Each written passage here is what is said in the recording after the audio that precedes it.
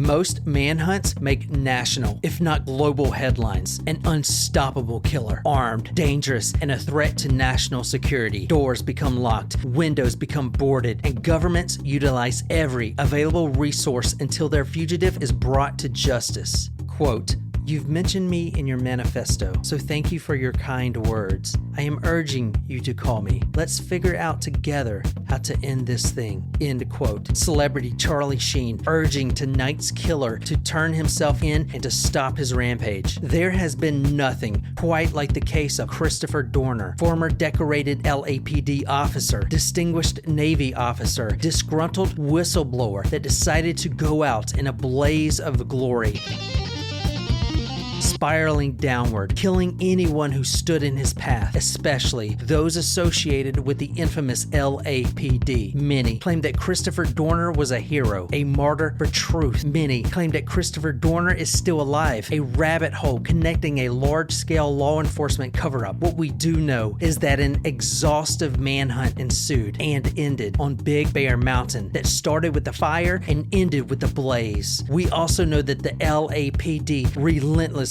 hunted this cop killer Christopher Dorner. Wanted, dead, or dead.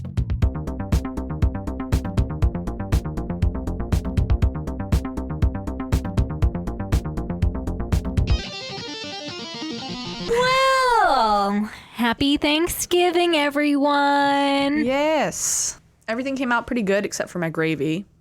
Oh, and the gravy is your favorite part. And I think what happened was I don't know how my dad usually brines the turkey.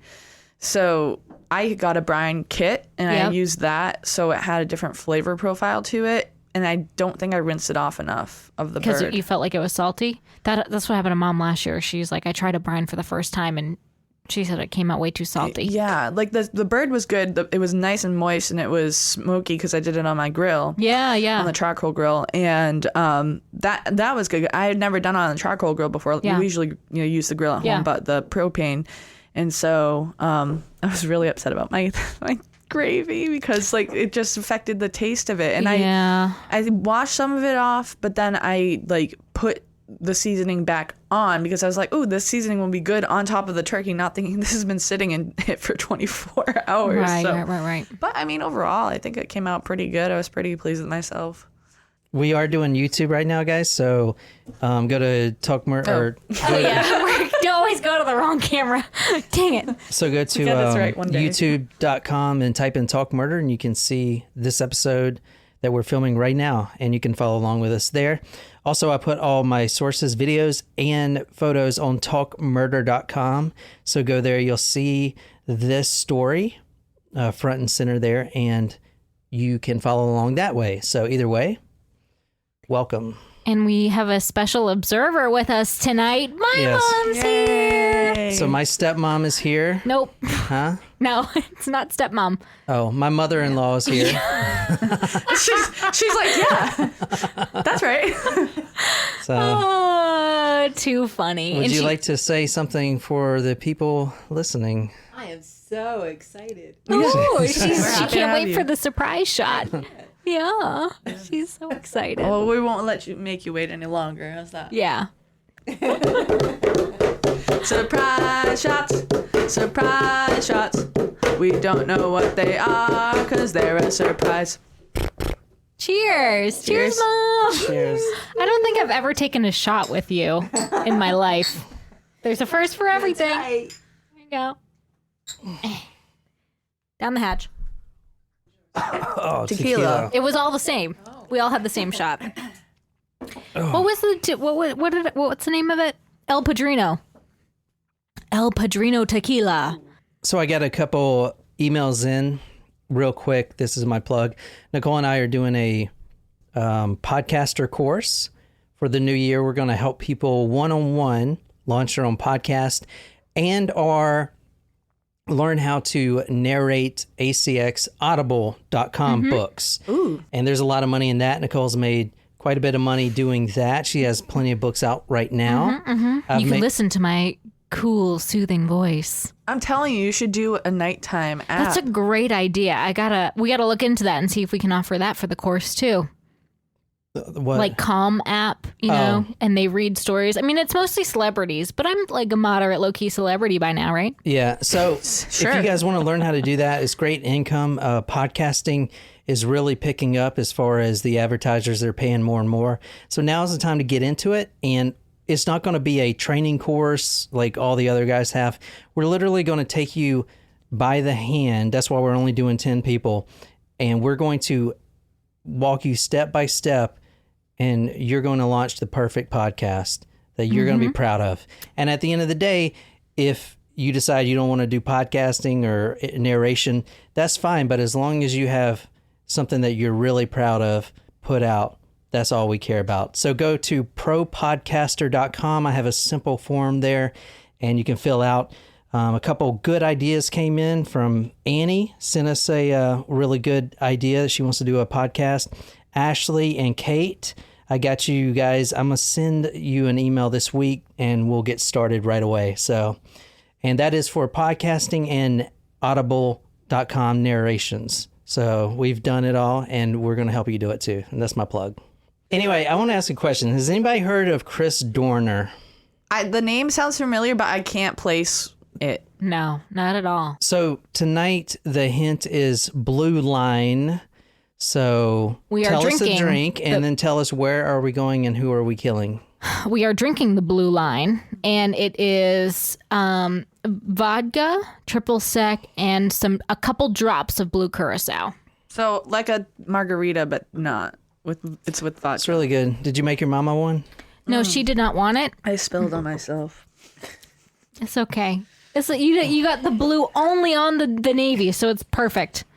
Well, so Nicole, the hint is Blue Line. I almost said thin blue line. The hint is Blue Isn't Line. that a police thing? Blue line is Blue Line a police thing? Well, I don't know. But where are we going and who are we killing tonight? I think we're going down south tonight. I think we're going to Alabama. Alabama? Alabama. I couldn't even repeat that.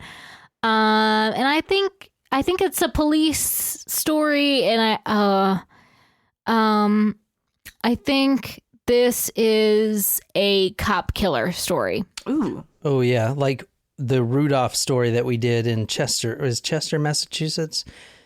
Renee, do you remember the not what's that his one. name? Tim Rudolph, I think, that killed. Not the one who killed the cop. Oh, okay. But I mean a police officer who is a killer, like Oh, a okay. Joseph Police James officer. D'Angelo. Yeah, that was a good distinction. So an ex-police officer that's a killer. that Or is current. Okay. yeah. I think we're going to Boston, and it's a Subway.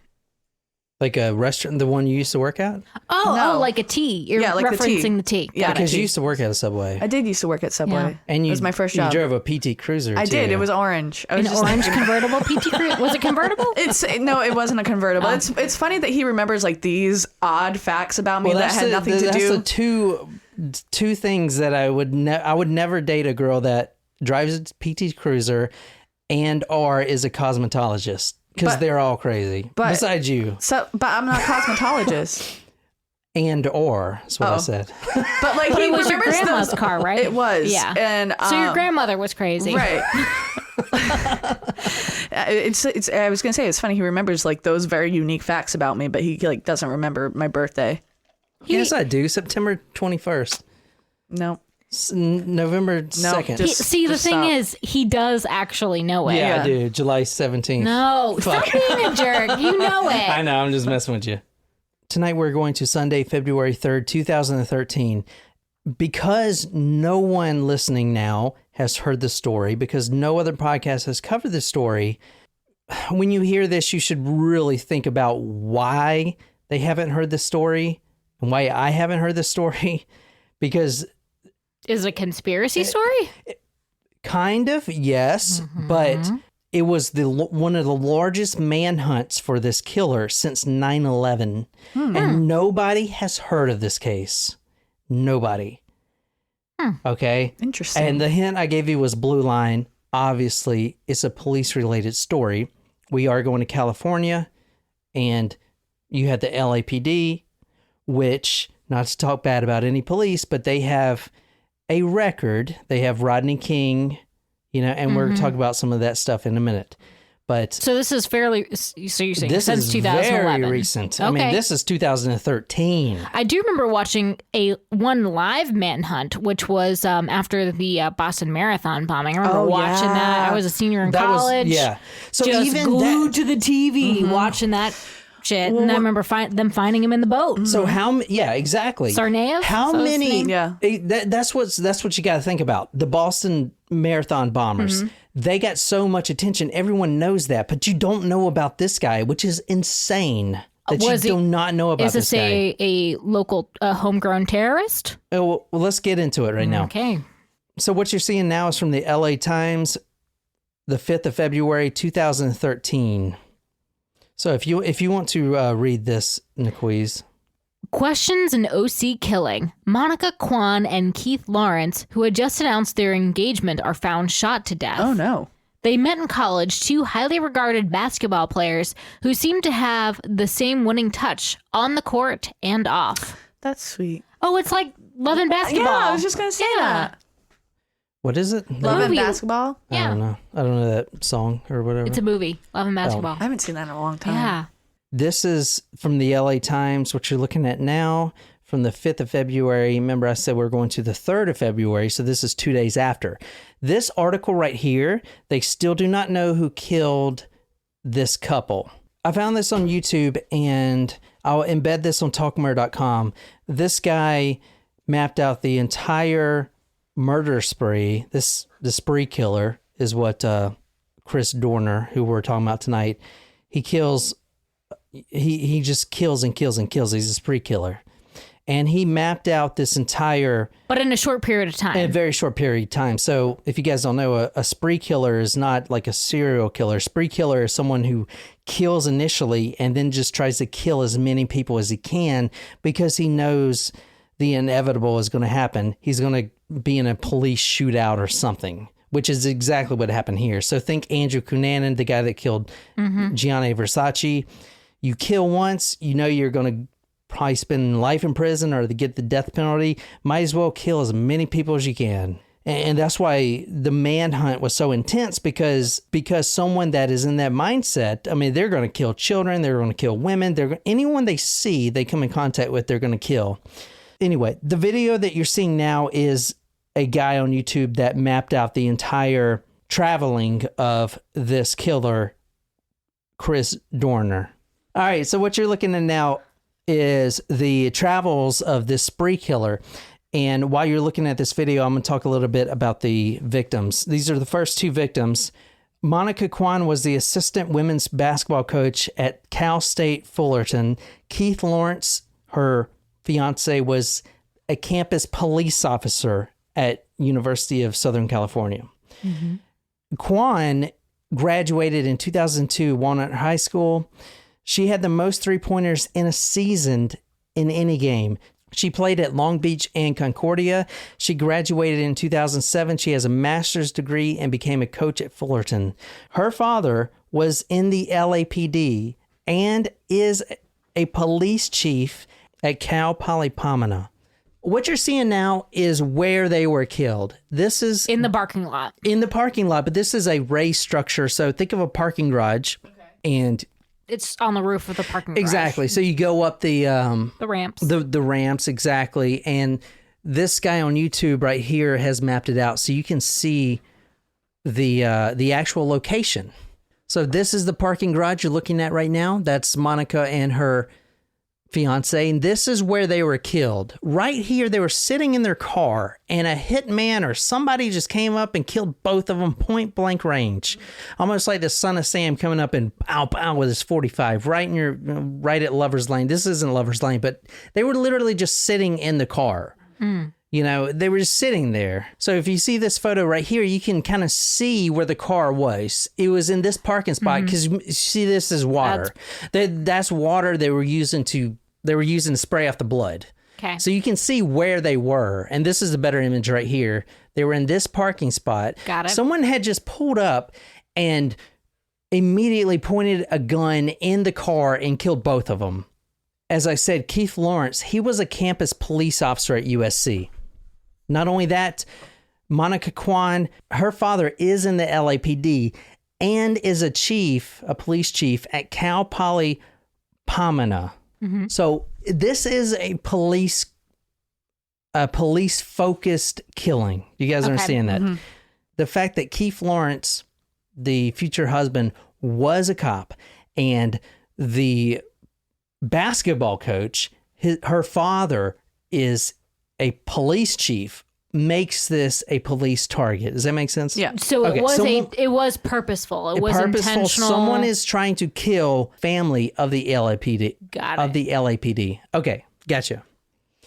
Because of their kind of not so great history? Well, we're going to go in that in a second. If you want to read this, this is from the LA Times. The two had just announced their engagement and had recently moved into a condominium complex near Concordia University, where they played basketball and had gone to earn their degrees.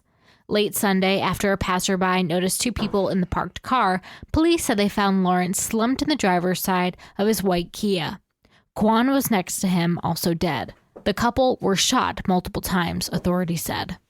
Now, this paper that you're reading is from 2 days after the shooting, so they have no idea who did this. But obviously, when a police officer and the police chief's daughter gets murdered in broad daylight, they had people on it.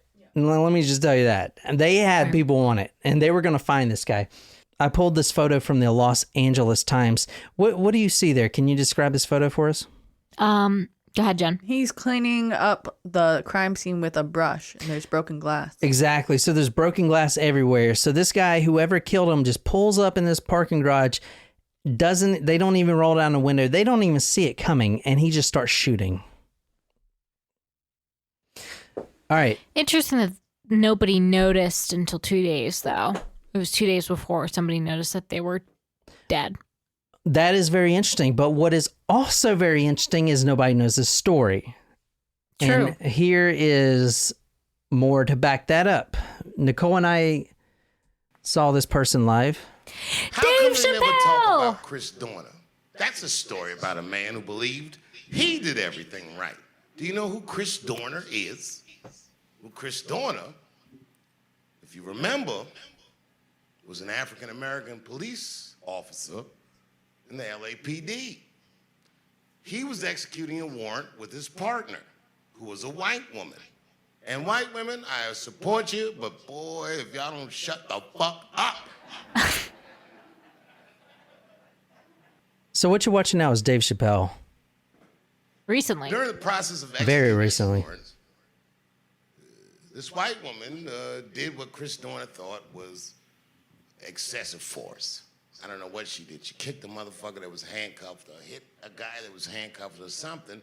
But Chris Dorner, the black police officer who watched this white woman do this, reported this to his superior, made a formal complaint, and was subsequently fired from the LAPD. He went through the system. He took every legal avenue that he believed he had to get reinstated, and he was not reinstated. And when his last appeal was finished, this motherfucker, some wild shit, wrote a manifesto. You know where this is going. Oh, shit. The reason Dave Chappelle is talking about this at all is because Dave Chappelle's name ended up in the manifesto. What? Yeah. Dave Chappelle, Anthony Bourdain, I love Anthony Bourdain. A bunch of people, President Barack Obama, a bunch of people we're going to talk about here in a second, but they all ended up in the manifesto. And Dave Chappelle, he goes on to talk about how he had to cancel his show because at this time, since he was in the manifesto, whoever was running his special on Netflix or whatever, they were like, oh, we're worried about your safety. And then Dave Chappelle goes on to say, that guy was talking great about me. He loves me. He ain't going to kill me. Ain't nothing to worry about. Exactly. I love Dave Chappelle. But the reason I put Dave Chappelle on here in that clip is because this case is so huge that nobody knows about it. And that is a problem. And that really makes you think, why doesn't anyone know about this? Why this stand-up is since COVID, right? Well, this is literally released 3 months ago. Wow. Why has no one talked about this? Why has no podcasters done this? Why is there no documentaries on this? Why is Talk Murder Me the only people talking about this? Because this is something that needs to be talked about. Like, I'm just saying, this was a huge manhunt. They had the largest budget since 9/11 to catch this guy, and no one has heard of him. That sparks my interest. Does it not? You guys have not heard of this guy. I know. But you've heard of the Boston Bombers and stuff like that. Sure. Why is this? That's what I'm trying to go. Let me talk about Chris Dorner. Now, go to talkmurder.com to see his photo right here. Yeah, so this is Chris Dorner. A little bit about his background, and then we will get into the manifesto here in a second. He is a Navy officer. Yeah, exactly. So, yeah, as Nicole pointed out, he is a Navy officer. Now, Chris Dorner was in the LAPD. As you see, he's in this blue uniform right there. Christopher Jordan Dorner, born June 4th, 1979. He was born in New York. He spent most of his childhood on the West Coast and Southern California counties, like LA, Orange County, stuff like that. San Diego. Exactly. He was married previously, but divorced in 2007. Now, I did see in his manifesto, which I will put on talkmurder.com, I need to say, when I talk about the manifesto, it's not he sat down at the computer and wrote a document on my manifesto, yada, yada, yada. You know what I'm saying? He didn't do that. Not like, who was it? Kaczynski's at home? Well, yeah. So it's not a manifesto in that sense. It's him on Facebook after he killed Monica Kwan and her future husband, that he vents and writes all this stuff through Facebook postings, which I'll show you. That becomes his manifesto. They basically compile all his social posts. So it was a series of posts. It wasn't just one big one. It's a series of posts, yeah. And then they start a couple of days after the murder of Monica Kwan. They find his post on Facebook, and now he's the prime suspect. And then they compile all the posts, and he is still posting. In fact, he actually called the father, the chief police of Monica Kwan, on the phone a few hours after he killed her and bragged about it to her father. I don't know if he already knew about it yet, but he's just like, I just killed your daughter type of thing. So the reason I want to paint this guy as such a shithead, excuse my language, is because a lot of people idolize him. They believe he's a hero. Interesting. And that really bugs me, because I don't think people really have the information. And if you watch the rest of the Dave Chappelle, I don't believe Dave Chappelle has the information too, because he doesn't say he's a hero, but you can tell he's almost siding with this guy. And that is not cool, because there's a lot of innocent people that died on this, you know, and he is not a hero. He's a coward. Interesting. I would have never guessed that the person on that screen is a killer. Exactly. Well, just looks happy. Yeah, can you describe him for our podcast listeners? He's a bald guy, but he looks young, like maybe in his 30s in the picture. He doesn't look like he's aged a day. He looks like so full of life and happiness, and looks like he's a guy that you would want to be friends with.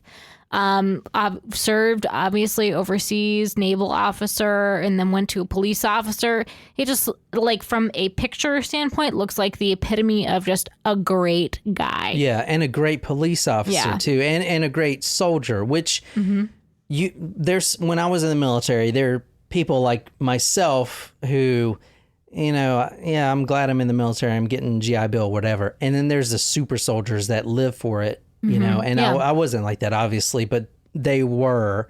And he is one of those super soldiers. Like, they know everything. They advance in the ranks extremely quickly. You know, it's their life. Yep. You know, so this is him. And he is an African-American guy. He's pretty big. He's really tall, which is going to be important here in a second. Christopher Jordan Dorner, born June 4th, 1979 in New York, spent most of his childhood in Southern California, although I saw him moving from Utah to California, like all over the place he moved. He was married previously, but divorced in 2007, and the first murder happened in 2013, February. He went to JFK School in La Palma, California, Cypress High School, and he graduated in 1997. He majored in political science, minored in psychology. He graduated from Southern Utah University in 2001. As far as his police career goes, he was a teenager when he made the decision that he wants to live in the blue uniform. He wants to be a police officer, and that's what he wants to do with his life. And he joined the LAPD while he was in the reserves. So he is a Navy officer, but he's a reservist. Gotcha. So okay. I think, 1 weekend, was it 1 weekend a month? Maybe 2 weeks a year or something like that. 1 weekend a month, 2 weeks a year. That's what they go by. So he was in the reserves. He joins the LAPD. He went to the academy in 2005. He graduated 2006. Stellar record, everything. I mean, just look at the guy. Although in wartime, you obviously have to go overseas. Like he went overseas. Yeah, exactly. So here's how it worked. Yeah, so he was in the Navy Reserves. He goes and graduates the police department. Because this is right after 9/11. Right after 9/11. And then on his first mission, actually, they sent him overseas and he did a tour there. Then he came back and he was employed with the LAPD. So here's how it works for a reservist. You don't get paid like an active duty soldier. Right. You don't hardly get paid at all. You get paid 1 week in a month. Right. That's not much. Depending on your rank, it could be, but... So you don't get paid a lot. So most of the reservists, National Guard, they have other jobs. They have real jobs. Right. Does that make sense? Yeah. So there's some folks in the reserves at my company. Yeah. Yeah. So when I was in the reserves, I actually had an active duty job. I had a cush job. So it was nice because I was in the reserves, but I was getting active duty pay. So it was really nice. But most people can't get that. So they have to have a real job, and a lot of those are police officers. So he graduates in 2006 from the police academy. He starts as a probationary police officer, and he deploys in the Navy to Bahrain. Is that how you spell it? Bahrain, yeah. Bahrain. Where's that at, Nicole? You're the geographer. It's in the Middle East. Okay, so is it by Afghanistan? I've never heard of it. Gosh, now I got to tap into my politics of the Middle East. She went to Bahrain. Your sister went there? Near UAE. So your sister went to Bahrain. Mm-hmm. That's the only place that she could go visit Omar while he was on deployment. Like he was on a boat that was a long deployment. That was like 9 months. And the only place that she got to go was Bahrain. You're right. I think it's near United Arab Emirates. It's like a neighboring country. There were guys. Did she get to go to UAE or no? She did. She flew United Emirates Air, and she got bumped to first class on that trip. And she's like, "This is the greatest thing ever." I heard that's a fancy airline. Yeah. Is it nice there? And that United Arab Emirates is baller. That is oil money. Yeah, the sheiks. They hand make their own islands that look like palm trees in the world. Yeah, you haven't seen that? They make islands. They actually bring in all the sand and whatever to make islands. It is one of the wealthiest countries in the world. I had some buddies that deployed to Dubai. Money. Well, I wouldn't call it deployed. They basically went to Dubai. Oh, that's where Dubai is. Dubai has yes. Dubai has the largest mall. Dubai. Think of Dubai. It's hot. It's the desert. Yeah. They have the largest, probably the only indoor skiing resort. It's a mountain indoors. They keep completely cooled, and you can ski there. It has the largest mall in the world too. And they had the Burj Khalifa, the largest skyscraper ever built. Oh, yeah. Yeah, That's remember right. It's like water cooled. We watched that documentary. Oh, dear God. I would not want to God. be in that skyscraper. So this photo right here that you're seeing now is him in grade school. I'll put that on talkmore.com. Let's talk a little bit about his military career. He worked as a Naval Reserve officer, honorably discharged as a lieutenant in 2013. Honorably discharged. Why did he... 2013, this is the kill year. So something happened. Well, because he's not one to get out of the military, especially as a lieutenant. You're making plenty of money. He was going to go to captain, major. But he was in the reserves. He was in the reserves. But he was honorably... They basically kicked him out and gave him an honorable discharge. And it's something that happened in the LAPD. But it's not like his time expired and he said, nah, not re-upping. Oh, no. This guy... What I'm trying to say is this guy isn't one to say, oh, I'm done. I mean, this guy was going to be... This guy would have probably made, I don't know... general, maybe. I mean, this is a gung-ho soldier, and they stay in forever. He was commissioned in 2002. He was the commander of the Naval Security Unit at the Naval Air Station in Fallon, Nevada. He served with the Mobile Inshore Undersea Warfare Units, which these are pretty... Subs. Yeah, these are like SOCOM, like special operation units. These aren't just... regular sit behind the desk soldier. He's not that. He is a special operations trained soldier. He served in the Mobile Inshore Undersea Warfare Unit from June 2004 to February 2006. He deployed to Bahrain, as we talked about, and he was discarded from the U.S. Naval Reserve in February 2013, right before he goes on the killing spree. So what happened to this dude that made him want to kill? Well, he was discharged. Exactly. So for whatever reason. Yeah, exactly. And that's what made him go on the killing spree. Exactly. Now, what you're seeing now is from his manifesto, the social media post, and we're going to kind of go through the manifesto here in a second. So the question is, why was he discharged? Exactly. Okay. The story is this, basically, in a nutshell. You have this guy that's discharged from the LAPD, and that rolls over to the Naval Reserves, and he's discharged from that. So his life is over. All he wanted to do is be a cop. He was discharged, and now they kicked him out the Navy because of this LAPD incident we're going to talk about. So now this is a revenge killing. So he is a spree killer, but he is a revenge killer. He is trying to get back at the LAPD. That is what this story is. And it's quite crazy that no one's heard of this story, and we're going to see why here in a second. So he was discharged from the military because of something that happened with the LAPD. In February 2013. From that one incident that Chappelle was talking about. But exactly. So he went through. So he are we going over that? Oh yeah, we're going to go over it. Okay. I'm not going to. I didn't go into if it's true or not. Whatever, because that's not the focus here, and I didn't want to make this. This episode could be literally 5 episodes. It's so much stuff. But I wanted to give you a really good footing about this case. Can you read this, Nicole? This is from his manifesto. Evans had kicked the suspect. I later went to a Board of Rights department hearing for a decision of continued employment from 10/8 to 1/9.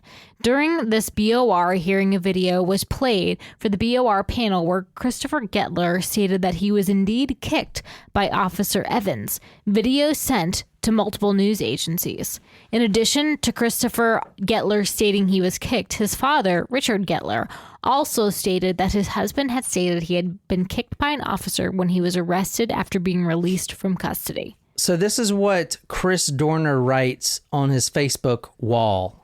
Okay, he is giving out the information of what apparently happened. That's a long hearing, too. Exactly. So basically, in a nutshell, he was working under this police officer, Teresa Evans, which you're going to hear about. And that's who Dave Chappelle was talking about. So they weren't necessarily like partners. She was his superior. Exactly. But they were at the incident happened when he was with her? Yes. Okay. Training him, basically, because he just got in the LAPD, his lifelong dream. Right now, we're going to look at Chris Dorner's manifesto, his Facebook post, and we're going to kind of see exactly what happened in his words, and we're going to learn more about who this guy is. Because as you'll see here in a second, and there's video that I'm put on talkmurder.com that is insane. There's police cam video because he kills more cops, obviously. There's police cam video of that. We're going to see why he's doing. Why does this dude want to kill all these cops so bad? His own people he's trying to kill. So what you're seeing now, and So for you guys on YouTube, you have a really good view. So of this is the consolidated, like all of his posts. Exactly. Okay. And I kind of... Wow, he wrote a lot. He wrote a lot. And this is 18 pages. This doesn't go into where they named Chappelle and all that stuff. So I was like, what? He didn't even name Chappelle. But I did look up the extended manifesto, and Chappelle, all these celebrities are in there.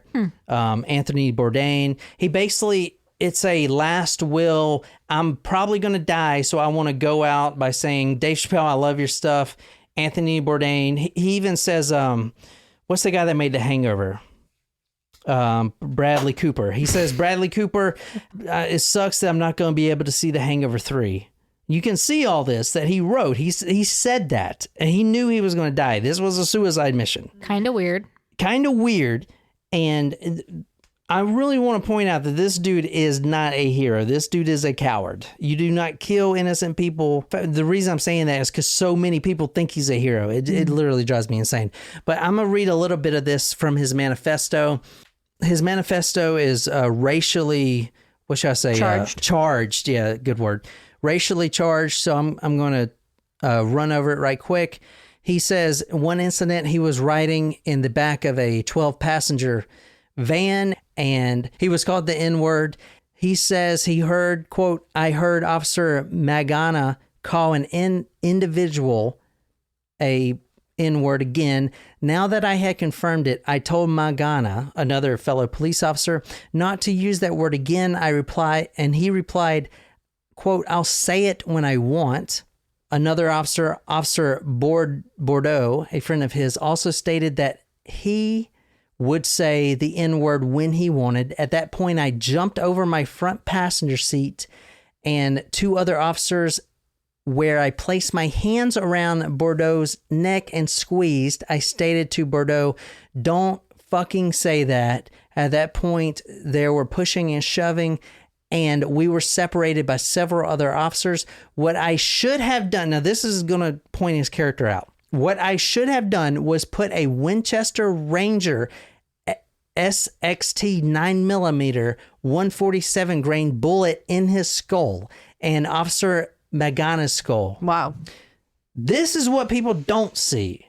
Quite the threat in his manifesto there. This manifesto goes in detail about the LAPD and their racial history. Rodney King. There was another really good event, and I wrote it down, but I had to look it up. That there were riots, all that stuff, and in 1972, when I was reading this, I want to say, or 1990. Yeah. Beginning. In my short opinion, are there police officers that are racist? Hell yeah. Absolutely. Does that mean all police officers are racist? Not even close. Do they have problems with this? Probably. Does that warrant you killing a basketball coach, the daughter of a police chief that's about to get married and have a happy life?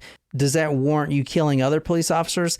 That one of them you'll see had a 10-year-old son that will never see his father again? No, that makes you a coward. That doesn't make you a hero. That makes you a coward. Mm-hmm. I just want to say that now because a lot of people think he's a hero, and it drives me insane. They think that, and it's because they don't have this information like that. So the officers that he killed, were they known to have been racist? No, they were just were they random? So he is a spree killer. He is randomly killing if you're driving a police car, he's shooting at you. So he's not even targeting the people who supposedly said those things. Exactly. But in this manifesto, as you'll see, he specifically points out people to target. And he says that, quote, you are a high value target. And as you're about to see right now, we're going through the manifesto. He talks about how he was in elementary school and he was called an N-word, and he used a little bit of violence and he got in trouble for that. He said the principal said that good Christians, we are to turn the other cheek as Jesus did. And he says, quote, problem is I'm not a effing Christian, and that Jesus Oh, and that old book made of fiction and limited nonfiction called the Bible never once stated Jesus was called an N-word. How dare you swat me for standing up for my rights, for demanding that I be treated as an equal human being. That day I made the life decision that I will not tolerate racial derogatory terms spoken to me. And like I said, there were probably really racial people in the LAPD, but it doesn't warrant what he did in any way. Now he talks about his termination. So let's talk about the termination. Teresa Evans, his superior, what he says, her nickname was Chupacabra. Quote, she found it very funny and entertaining to draw blood from suspects and arrestees. At one point, she even intentionally ripped the flesh off the arm of a woman who we had arrested for battery, sprayed her neighbor with a garden water hose. Knowing the woman had thin elastic skin, she performed an Indian burn to the woman's arm after cuffing her. The woman was in her mid-70s. So this is more of him talking about some of the victims he's going to kill. Evans, you are a piece of shit, and you lied right to the Board of Review panel. When Randy Kwan asked you if you kicked Christopher Gettler, who we're talking about tonight. Randy Kwan asked that question. Exactly. That was the father. The father, yep. Christopher Gettler is a schizophrenic. Well, he is diagnosed with schizophrenia. He's got other mental issues. He was the one that was getting arrested. And you're going to hear him speak here in a second. I got a video of him doing an interview. He was the one getting arrested, and Teresa Evans kicked him in the face. Now, the reason this is important is because this is why this whole thing started. Because he files a police report, like a, what do you call it? When you file something against somebody? Like he filed a report against her superior. Like an internal affairs report against Teresa Evans for kicking this man in the face. That's what started this, because the LAPD and the judges and the Supreme Court even, they sided with Teresa Evans. Not only that, they fired him from the LAPD, which eventually led to his discharge from the National Guard. You understand where this is going. So this one event, this guy, Christopher Gettler, is the reason he went on this man. But he is the whistleblower. I'm just kind of... right? He's was the one victim that started this report. No, Gettler was the victim. No, Gettler was the victim. Yes, Christopher Dorner is the whistleblower, yes. Yeah. But why was he fired? Was it because they said that his claims are false? Like, what was... Exactly. Okay. And that he was a liar, so he got fired for that. That is interesting, because like if the claims were found to be true, then the other officer would have been fired. After he killed Monica Kwan and her future husband, he writes on Facebook, as you're going to see, for all the reporters out there to please look into my story. And then the LAPD, because it was like a threat. It was like, you're going to look into my story and prove me correct, clear my name. You're going to look into my story and clear my name, or I'm going to keep killing. That was what he was doing. Does that make sense? Yeah. Okay, this is a very detailed story that I'm trying to get in one episode. It's a lot to cover. So he says, I have exhausted all available means. So basically, that is pages of Facebook posts. So he says that he files this report. Teresa Evans, my superior, kicked this guy in the face, and that came back to haunt him. The board actually fired him for lying, even though he claims he wasn't lying. And then he writes this. He actually goes to the appeals at the superior courts and California appellate courts. And he says, quote, this is my last resort when he did that. He goes on to say the judges at the court, they all had worked with Teresa Evans in the past. Does that make sense? So they have their own opinion about her. So they have a conflict of interest. And they were siding with her and not even looking into the truth. Okay. Mm-hmm. This is from his manifesto. Quote, you fuckers knew Evans was guilty of kicking excessive force Gettler, and you did nothing but get rid of what you saw as a problem, the whistleblower. Gettler himself stated on videotape provided for the Board of Reviews and its transcripts. He was released from custody. The video was played for the entire Board of Reviews to hear. You're going to see what a whistleblower can do when you take everything from him, especially his name. Do you see how the hero comes in now? He was the victim. Mm-hmm. Does that make sense? Yeah. And he is the victim, but that does not warrant what he did. He goes on to say, self-preservation is no longer important to me. I do not fear death. Chief Beck, this is when you need to have that come to Jesus talk with Sergeant Teresa Evans and everyone else who was involved in the conspiracy to have me terminated for doing the right thing.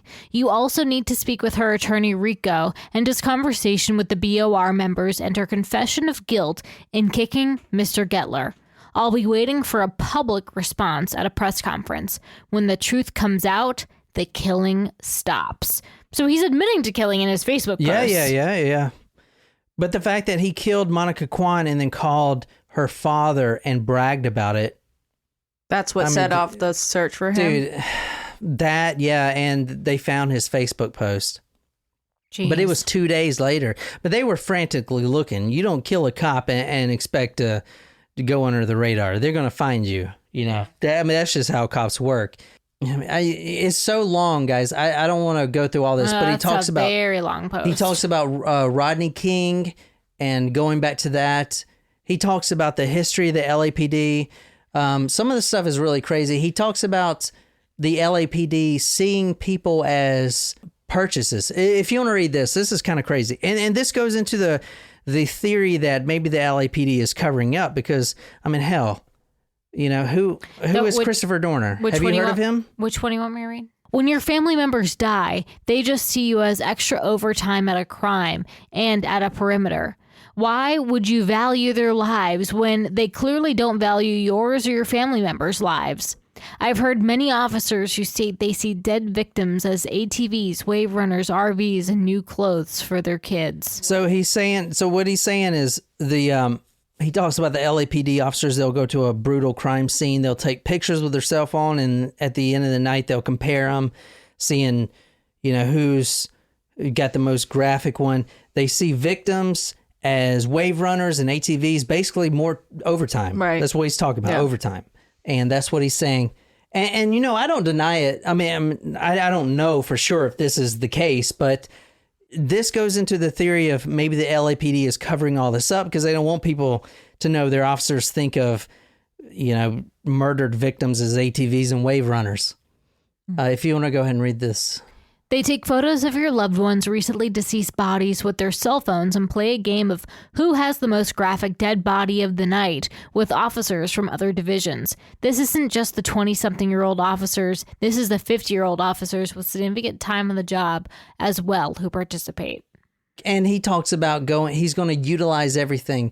Suppressing the truth will leave deadly consequences for you and your family. I will utilize ISR on your home and workplace. I will utilize OSINT, which INT is intelligence. I don't know what OS is. I guess operating system intelligence. IMNT into this. Like I said, INT is intelligence. It's amazing what's on Nipper, which is like a secure messaging system for law enforcement. Human intelligence will be utilized to collect personal schedules of targets. He makes a target list. You know what I'm saying? Yeah. Like, this is what he's saying on Facebook. He's going to go kill all these people. He says, Quan, Anderson, Evans, and Board of Review members, look at your wives, husbands, and surviving children directly in the face and tell them the truth as to why your children are dead. Your children. He's going to kill your children. And people think this guy's a hero. He says, I've scored high in all my rifle qualifications. I mean, he's just, dude, this guy is. Wow. Exactly. And then he mentions all the celebrities that he likes before he's going to die. It's insane that you haven't heard of this. And that's the problem with me, That's quite man. the exhausting manifesto, though. You will now live the life of the prey, it says. That's crazy. Is this not the craziest thing? This happened in 2013. I don't know. Nobody's heard about this, which makes me think there is a cover-up. You know what I'm saying? There might be, but... I mean, they don't want the police to look bad. I get it, but you try to cover it up, then people like me are like, well, why are you covering it up? All right, this is the actual guy, his interview. Gettler. The 8th? Yeah. 2008, Monday. It is approximately 11:46 hours. And being interviewed and tape recorded with his permission is Christopher Gettler. Is that correct? Correct, Chris? Yeah. Okay. Now, I want to ask you about the police contact that you had with the at the DoubleTree Hotel. Do you remember that? Yeah. Okay. Do you remember being taken into custody by the So police? he's mentally ill. You can kind of tell he's you know, whether, not all there there. was a struggle? Mm-hmm. And at during that struggle, were you kicked in the face? Mm-hmm. You have to say yes or no. Yes. Okay. And do you remember how many times you were kicked in the face? Once. Okay. And do you remember where you were kicked in the face? Right here. Okay. And do you remember who kicked you in the face? An officer.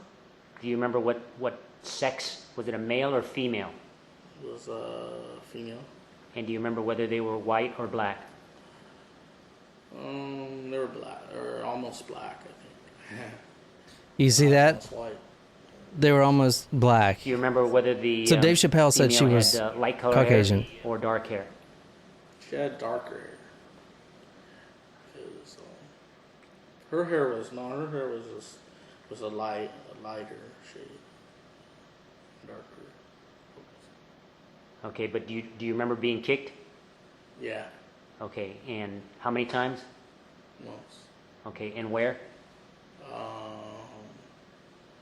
This side, I think. Yeah, this side. Okay. Excellent. I'm going to stop the tape. That guy has no idea, but he is the reason, not the reason, and it's not like he did this on purpose, but the reason that, Chris Dorner decides to go spree kill all these people. Crazy, right? Crazy. That one incident. One of the things Chris Dorner says is, I'm not an aspiring rapper. I'm not a gang member. I'm not a dope dealer. I don't have multiple baby mamas. I'm an American by choice. I am a son and brother, a military service member. I am a man who has lost complete faith in the system when the system betrayed, slandered, and libeled me. Yada, yada, yada. So these are... Yeah, go ahead. It's interesting, sorry, on the left where he kind of details the incident, he says that Gettler was kicked 3 times. The victim said he was only kicked once. Honestly, it probably was the LAPD that screwed the pooch on this. Yeah, I mean, I mean, they probably stuck up for this woman, and they shouldn't have fired him or anything else. But dude, come on, man. And if they were making the judgment based solely off of the interview, like, I don't want to say that the victim was not a reliable source, but I mean, because it happened to him, but he kind of seemed unsure at some points, and I don't know if that has to do with his mental illness, or not. But maybe maybe the decision was based off of, well, can we really? Is this a reliable? Right, which would make me think action to be taken. Maybe not fireable for either party. It's like there just may not really be a firm answer as to what happened, which would make me think you don't fire Evans and you don't fire Donner. Right. This one guy from his Facebook post, Matthew Willer, says, they're trying to force gun control on us by way of framing shooters and the killing them just like JFK. His killer said he knew nothing. This is... And this is what's social media is like, and you'll get whatever answer you want and whatever answer you don't want. After he kills those 2, he travels down south and he goes to the San Diego's Driscoll Wharf. It's a yacht club. And he tries to convince multiple yacht owners to let him take their boat out. So the video I'm showing you right now is of the yacht club. this is where he was. And he basically wanted to flee to Mexico. He was telling all these yacht owners that he was about to be deployed to Afghanistan and he wanted to go to Mexico for one last time to fish. And it was really weird. They knew there was something wrong with him. This is from NBC and San Diego.com. Fishermen at Driscoll Wharf told NBC7 exclusively that Dorner was on the pier near Nimitz and Harbor Island Drive on February 5th, trying to charm his way on a boat ride to Mexico. This is one of the fishermen, quote, "He kept saying he wanted to go fishing off Mexico. I said, Mexico? That's kind of weird. You could go fishing on the bay," said Jeremy Smith, a local commercial fisherman. They denied him. He goes and buys tacos at like Taco Bell and tries to convince them. He tries to butter them up with tacos. It's just really weird. Eventually, that would work for me. But I feel like in San Diego, there's better places for him to go get tacos. But that's just me. Yeah, eventually, when all this buttering up these fishermen didn't work, it says that same day, a man fitting Dorner's description tried to steal a yacht from a San Diego marina. According to officials, an 81-year-old man on the boat was tied up but not injured. So basically, he tied this old man up on the boat, and he goes and he backs the boat out, but the rope, the anchor rope that attaches to the boat, got swirled up in the motor, and it completely destroyed the yacht motor. So he couldn't go anywhere. But his plan was to flee to Mexico. That was his plan. It's kind of weird that he told people, I'm going to go fishing off the coast of Mexico. He probably would have had better success if he just said he was going to go fishing locally, but then took the boat to Mexico. Yeah. Exactly. Right? Kind of weird. Exactly. Yeah, think about that one. So after this... Lie. Well, let's get on with this. After this didn't work, he drives for another few hours, and he ends up... This is 1 a.m. right here.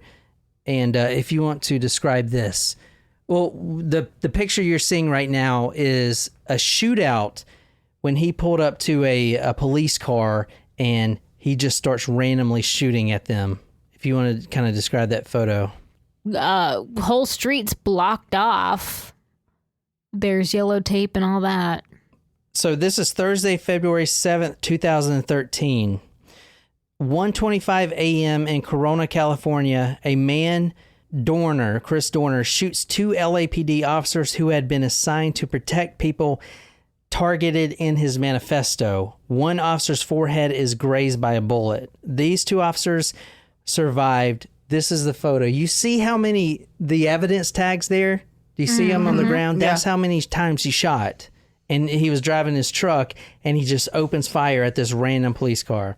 Now, let's go a few hours after this. After they get shot up, this is what happens. And I'll put this on talkmore.com. This is a police dash camera of one of the officers. The driving officer was killed instantly.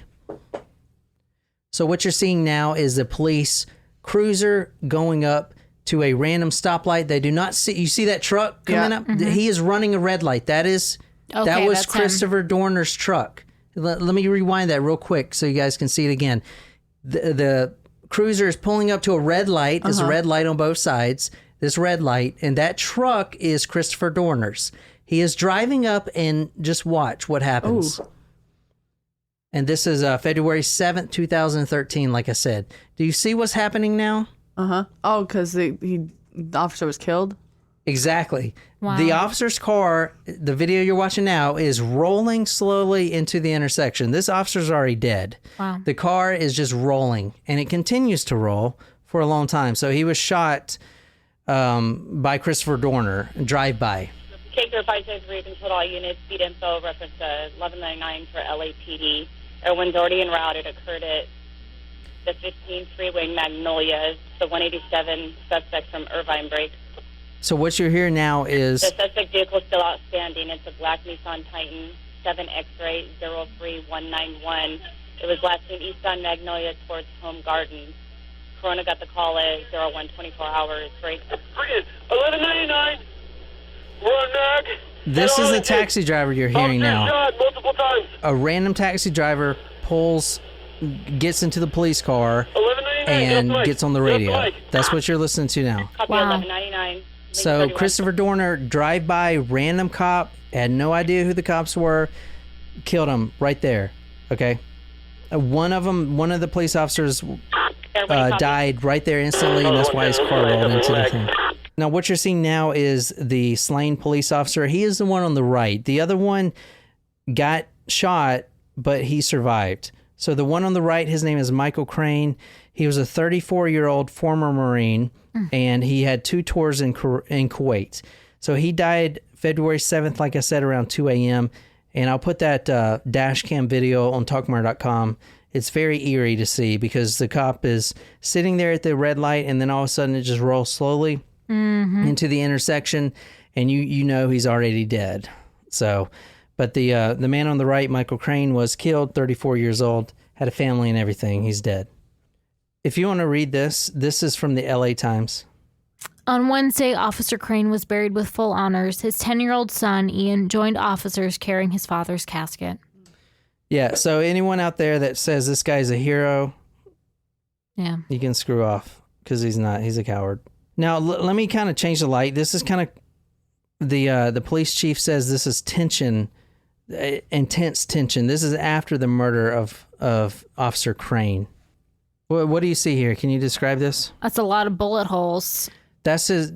They got him, right? They killed him right there. I mean, how many bullet holes did you see that? That's Dorner's car. This is a few hours later after that incident with him shooting the police officers. There's got to be, 20 bullets in that car at least? More than that. Look at the right side, too. There's 20 just on that right side. 16, there's probably... Well, I think I saw 30-something. I think it was like 120 something bullets. It was like ridiculous. But was he in the car? No, he was not in the car. This is ridiculous right here. This is from the police report, the actual police report about this incident. So the picture you're seeing now is a blue Nissan Tacoma. Okay. Yep. The one you saw in the video wasn't blue, it was black. Right. He was driving a black Tacoma. Oh, did they shoot the wrong car? This is a blue Tacoma. This isn't even his car. This isn't even close to his truck. They shot the wrong car? If you want to read this. Oh. At approximately 5:10 a.m., Margie Carranza and her mother, Emma Hernandez, were delivering newspapers in Torrance.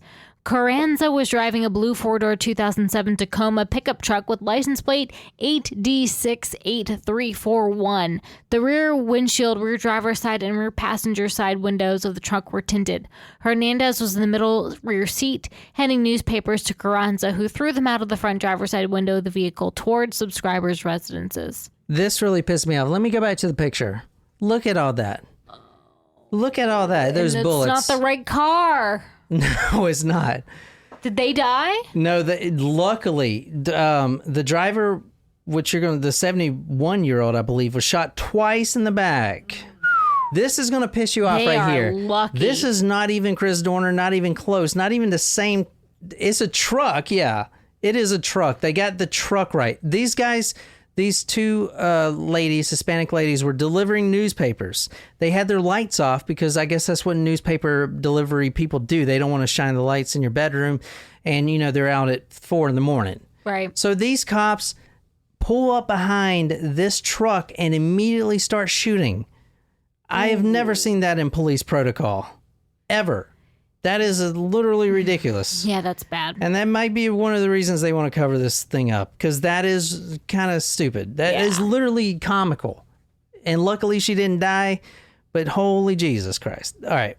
If you want to read this is a little bit about the settlement that the attorney talks about. But Glenn Jonas, the woman's attorney, said that they are still without a truck. After they shot my clients, this broken promise of a truck donation and the nonsense that follows is a slap in the face, he said. Jonas said the women were first offered a used truck, then a non-four-wheel drive Ford to replace their four-wheel drive Toyota. The women had to agree not to sell it for a year. His clients agreed to that truck, he said. But the dealership and the LAPD officials said the truck would be considered a prize for tax purposes, Jonas said. Essentially, they'd have to pay taxes like they wanted on a game show. That's ridiculous. Dude, do you want to not look bad, LAPD? Look at this truck one more time. Look what they did to this truck. They shot this woman twice in the back. She's 71 years old, and they try to screw her up. They don't even want to buy her a new truck. You should buy that woman a freaking Ferrari. Yeah, they should replace the truck, give her a cash settlement, pay for all of her medical bills for the rest of her life. Yep. Oh my Lord in Christ. Okay, if you want to read this is more about the As Carranza approached the intersection of Red Beam and Delane Street, she heard a large number of gunshots coming from behind her. Carranza stopped her car due to the shots being fired. Gunshots began to strike her truck. She screamed out and tried to yell that she was working. She felt the tires of the car explode and glass passed by her face. Carranza was in a panic. Hernandez told her, "Don't be afraid." Don't be afraid. Look at all these bullet holes. Easier said than done. She shot twice in the back. Don't be afraid. Why are you freaking out? Because you shot me twice in the back. You riddled my car with bullet holes. Holy hell. An article from CNN 2016, no charges were filed against any of the police officers. This does not look good for them. So that doesn't make what the guy did right. No. I'm not trying to. I mean, this is just part of the story. I got to say this. These guys should lose their badges. Come on, man. Like, who for did real. That? Yeah. Dude, that's not even cool. And this kind of reminded me, this is, they actually filmed an interview with this guy. And the one who shot? Who did the shooting? So, and he talks about it right here. Oh my God, stop. I'd like you to accompany me to a gun range. You mean drive you there and wait outside, far away from the guns? I spent 8 years in the public affairs office, so my tactical skills are a little rusty. I need some pointers. Sir, I haven't fired a weapon since the incident. The mannequin incident. I'm familiar.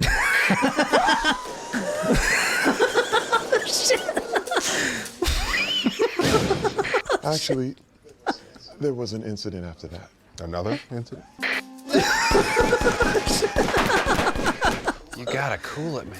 You gotta cool it, man. I wanna get some candy. Oh my gosh. I love that show.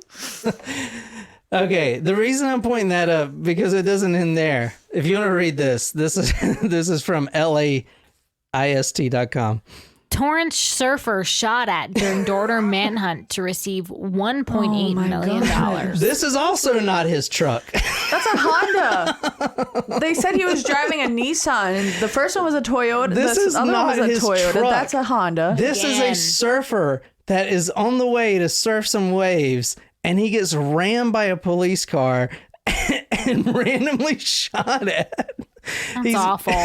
Dude, shame on them. It makes him look like total shit, Well, it makes man. it look like... I get it. There's a guy killing cops and whatever, but dude, you just shot a 71-year-old woman that you didn't even see. You just started opening fire on a random car, dude. Come on, and there's no charges filed on either. So, and I'm not trying. It doesn't help his case. No, it doesn't. Especially when the whole thing started by someone trying to police brutality. When you try to file a report about wrongdoings by the police department. Well, here's what this means, and this is the reason why you don't hear about this case. I'm going to go ahead and open this can of worms now, and I'm going to change my address and phone number. The reason you don't hear about this case is because why did they shoot this woman's truck thinking it was him? Why did they try to shoot this surfer? Because there is something to hide, and they didn't want to bring him in. They didn't want to bring him in for questioning. They wanted to kill him. Go back and look at this car, this truck. Yeah, it's Do not you like they think just you shut the shoot tires out or that many anything. times to bring a suspect in? No, you want to kill him. They want to silence him. Does that make sense? There's no doubt about that. You don't randomly shoot a car, ram into a car with a surfer in it, not wanting to kill him. You wanted to kill this guy. Okay? Yeah, 100%. This, if you want to read this is more about this. The guy's name is David Peru. And the last sentence of what you're going to read is really going to stand out. David Peru was on his way to a surfing outing in February when he was stopped by officers pursuing Christopher Dorner. Purdue filed a lawsuit against Torrance police, saying officers rammed his pickup and opened fire without justification. Perdue is a 160-pound white man. Dorner was black and weighed 270 pounds. Does the LAPD want you to bring Chris Dorner in alive after this? No, they want to kill him. And you'll see they do kill him in a crazy way. But there's something they're hiding. It may go a lot deeper than this, but there's a reason you don't hear about this case. Anyway, here's the guy with his bullet that he kept right there. Perdue? Yeah. But, this is like when this stuff happens, why don't you just do what this guy does? I'm showing him a picture right now. There's an African-American male in like a Costco or a Kroger, and his shirt says, "Not Chris Dorner, please do not shoot." Wow. Because that's if you were at this point, man, if you were a black guy, you would have been shot. Southern California. Yeah. I mean, they were even shooting at white people. Jeez. It's crazy, man. But if you want to go read the actual police report, and I'm not trying to talk bad about cops, but dude, this is why it's ridiculous. This is the police report. Entirely redacted. I'm showing them the police report. It is a video of me scrolling down the police report. Can you get any information on that? Not for several paragraphs. Everything is redacted. Everything. And it's not even like they tried. They just literally put black boxes over everything. Like I'm scrolling down page after page. This is the police report. Can you get anything? I mean, how am I going to get any information from this? You can't. It's like ridiculous. Come on, man. This is Dorner's ex-girlfriend speaks out about his personality. We're almost done. I'm sorry. This is so long. Years ago. It's nice to have you with us. You dated back in 2006, I guess, a little more than 5 years ago. Tell me a little bit about what you first thought when you heard that he was the suspect in this manhunt. Well, I think anytime you hear something of this nature and this extreme, it's a shock. And I mean, I was just as much in shock probably as the next person, and it was just like it threw me for a loop. But did you think, I'm shocked, but I expected it, or was it, I'm shocked he could never have done something like this? I'm shocked. I sort of expected it. I can't honestly tell you that I said, oh, this would never happen. I mean, when you see signs of someone's behavior in the manner that sort of like stress-induced type, behavior also, I think coupled with maybe how their personality already is, I think it makes it easier to understand why. Oh, yeah, so that's his ex-girlfriend. Wow. Now, it's really interesting to see in the manifesto, which I'll put on talkmurder.com, he actually talks about he had multiple brain concussions when he was a football player in high school. And, yeah, you can talk a little bit about that, the brain concussion. Y'all just watched the movie Concussion, right? We did. We just watched it last night. And not that that's he's saying that it's okay what he did, but no, it is but interesting. It brain injury certainly can impact behavior. Okay, so how does the story end? He kills these officers, and then he goes to Big Bear Mountain. Has anybody been to Big Bear Mountain in California? So he goes up to Big Bear Mountain, and there was a huge manhunt, one of the largest manhunt since 9/11. I mean, right under Osama, there was the largest cash payout for this guy. That and donated by businesses, LAPD officers, everybody, local people, and no one's heard of it. It's insane that no one's heard of this. He ends up in Big Bear Mountain. He's spotted by a couple game and fish officers. He does kill one of the game and fish officers, but this is, and not to make this too long, I'm gonna go ahead and play a video here of what ends up happening after they find him after the manhunt.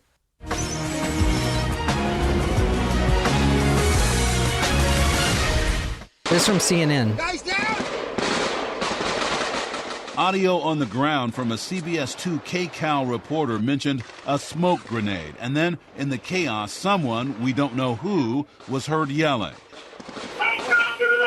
It says, burn that fucker down. That's what one of the police said. Big Bear Lake were preserved. This is the cabin that he was in. The second guessing started immediately. Though we don't know how the fire started, to the untrained ear, after authorities concluded they had someone in this cabin in the woods, it sounded to some like they could have intentionally set fire to it to try to smoke out the suspect. We're going to go forward with the plan with the burner. They're talking about burning the cabin down. About It's 23 right there on minutes police later, radio. an early reference to burners being deployed. Control 61 Lincoln, 7 burners deployed and we have a fire. Copy, 7 burners deployed and we have a fire. A former U.S. Marshal and In Big Bear Mountain, he was tracked to a cabin, and this is not in police protocol either. You don't burn a cabin down with the suspect in it. That's not what you do, but you clearly hear it on police radio that happened. Does that make sense? Oh, yeah, that is crystal clear. They burned him to the ground inside that cabin. Does that make sense? And you've never heard of this case. That ain't right. Doesn't make what Dorner did right at all, but what they did to apprehend this person was absolutely not. Yeah, I want to know what everyone thinks about this case. I know I didn't dive way deep in it because I don't want to make this 7 episodes, but why has no one heard of this case? Why have the LAPD got no kickback from burning down a cabin when they clearly did and killed someone innocent? They shot up all these other... Well, he's not necessarily not innocent. No, I didn't mean to say that. But you don't... That is murder. You don't do that ever. And you can clearly hear him say, burn the fucker down. They bring in the SWAT. They throw the grenades in the incendiary grenades in there and they burn it down. Right there. And his own police radio is captured on camera. You still never heard about it. No one's ever gotten in trouble for it. No one's ever got fired for it. You don't even hear what Chris Dorner says. The only time you hear Chris Dorner is through Dave Chappelle's mouth. And if you look at the crowd, they're like, who the fuck's he talking about? Chris Dorner. They're in California. They don't know who that is. When they lit the cabin on, they did it in such a way that there was no chance of him being able to escape. There was a body burned beyond recognition. Now, this is a lot of people think he's still out there because they say you can't corner Dorner. That's what it says. Oh, God. And then the other one is the other side is Crispy Dorners. No, that's terrible. But the body was burned beyond recognition, but his driver's license was plastic, like your driver's license, was in pristine shape inside the cabin. So that's kind of weird in of itself. But the main thing is they burned down a cabin with the suspect in it. Yeah. And that ain't right. No. So, I mean, a lot of people think that they're trying to cover it up, and it does look like they're trying to cover it up. There's no doubt about it. I mean, the way they shot that one truck and everything else, I mean, I don't know. What do you guys think? They're trying to take it into their own hands, and that's not the job of the police. The job is to bring somebody into custody, and you're innocent until you're proven guilty. Stand trial in front of a jury of your peers. It's the whole legal system. Like just because the legal system doesn't work. You know that. But here's the problem. That doesn't mean that it's up to the police to then go put it into their own hands. It's the exact opposite of what our system is supposed to be. I know. What I'm trying to say is most likely Chris Dorner filed the report correctly. And he filed the report because that really did happen. No one denies that. Even the Board of Review said that probably did happen, but I can't go against, Teresa Evans. That is proven. So he did use the system, as Dave Chappelle has said. He went through the system, and the system failed him. Mm-hmm. Not that he's a hero, but the system doesn't work, apparently. That's what I'm trying to get everyone to think about. The system does not work. So what do you do? Now, should you go out and go on this killing spree? Absolutely not. You should never kill innocent people. And like the people that were in the cabin, the elderly couple, he didn't harm them. The man in the yacht, he didn't harm him. He just tied him up. On Saturday, February 9th, 2013, there's a manhunt at Big Bear Mountain. They know he's in Big Bear Mountain. And Sunday, February 10th, they start searching Big Bear Mountain. Let's see, going to Tuesday, February 12th, he steals a vehicle from a cabin owner, and he doesn't hurt them at all. But 2 state wildlife officers, this is 12:45 p.m., 2 state wildlife officers see a man resembling Dorner driving down Highway 38. A pursuit begins. Gunfire is exchanged. The pursuit quickly leads to a cabin in a collection of mountain rental homes of incorporated whatever. Some 500 rounds of gunfire have been exchanged, and one sheriff's deputy is killed and another is injured, and that's where the standoff begins.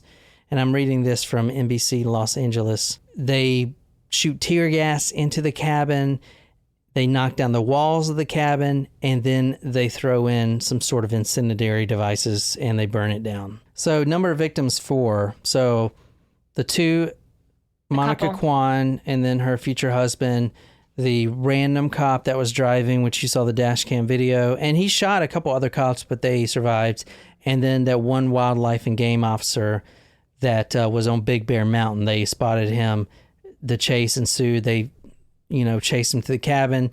As soon as they walk across the street, then the guy gets shot and he's dead. And actually, you can see the guy that did the YouTube video. You can see the blood still on the pavement. It's kind of creepy, but yeah. So that's the Chris Dorner story.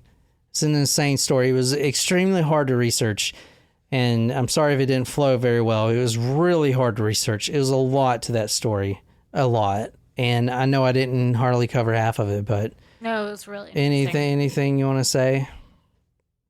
No. Yeah. I'm curious what the rest of the Dave Chappelle skit was, other than that.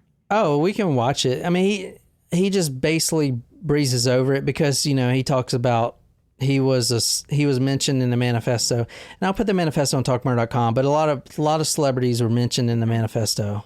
Like a lot. I think Ellen DeGeneres was mentioned. It was crazy. It was like, and he told Bradley Cooper, it sucks, man. I'm not going to be able to see Hangover 3. It's like, dude, what? It's just insane, Weird. Man. It's insane.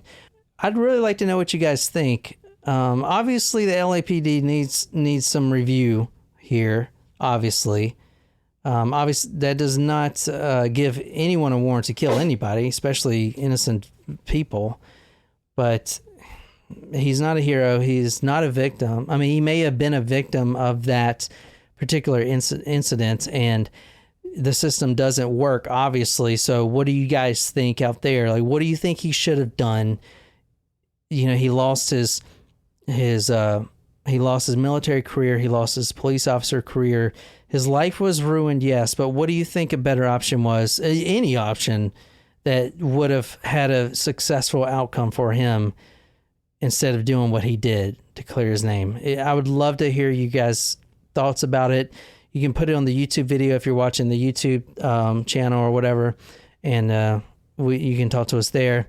Go to the blog, talkmurder.com, and leave me a comment because I really want to know what you guys think about this episode. One more thing, if you guys want to start podcasting or learning how to do audiobooks and be freaking rich like me, then go to propodcaster.com and send me a message and we'll hook you up. So that's all I got. I don't know what alternative I would suggest at this point. Yeah, I don't know. To think about it. It's crazy. It's really crazy. I'm telling you, why have you not heard of that story? Nuts. There's a lot of stories I haven't heard of. I know, but good Lord, dude. Holy shit. The biggest manhunt since Osama bin Laden. Nobody's heard of it.